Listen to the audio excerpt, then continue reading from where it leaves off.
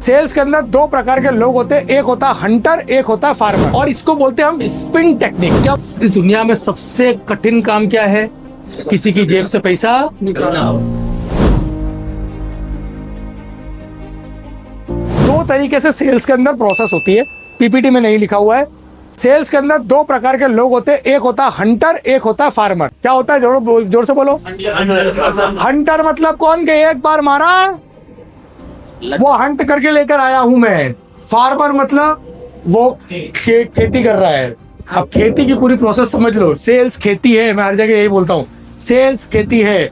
आपको जमीन देखनी पड़ेगी, जमीन को हल चलाना पड़ेगा, उसमें बीज डालना पड़ेगा, टाइमली पानी देना पड़ेगा, और उसके बाद में सुबह 3 बजे उठकर रखवाली भी करनी पड़ेगी, वरना दूसरा कोई जानवर आ जाएगा, घुस जाएगा। सर, की account management is a very great process.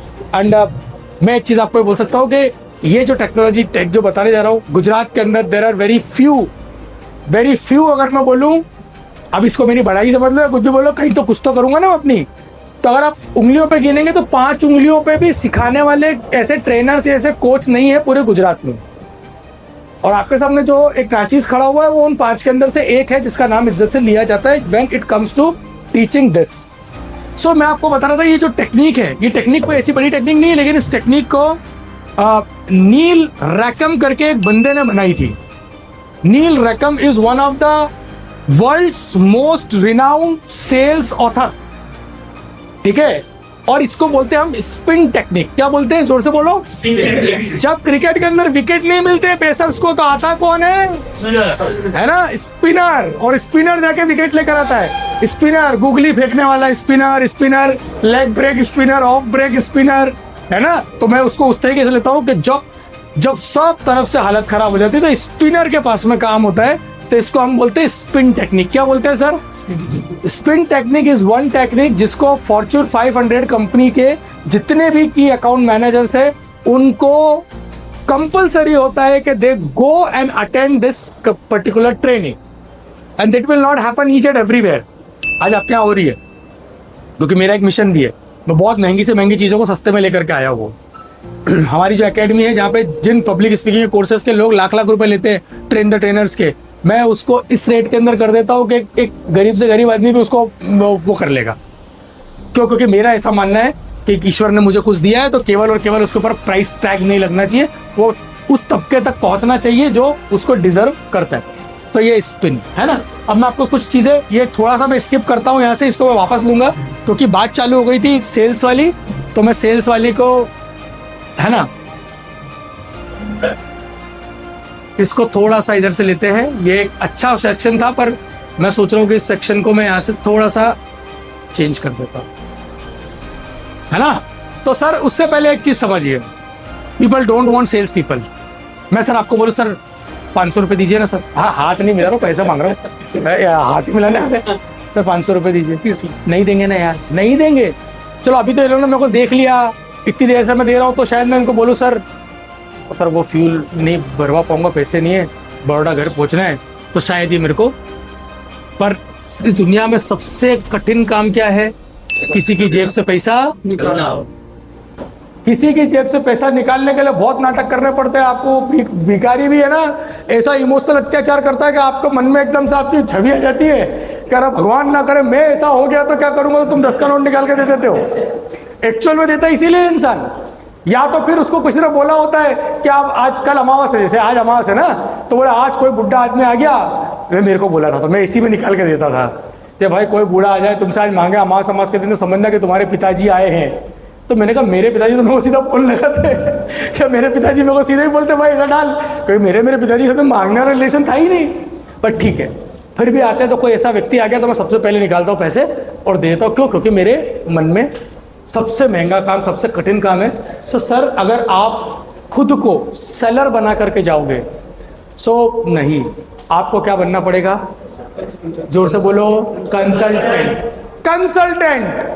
आप डॉक्टर के पास में गए, डॉक्टर कंसल्टेंट है सर, है ना। अगर मान लीजिए, चलो एग्जांपल, आपके पेट में दर्द हो रहा है, बहुत दिन से दर्द हो रहा है, और आपके गली के अंदर एक आरएमपी डॉक्टर रहता है,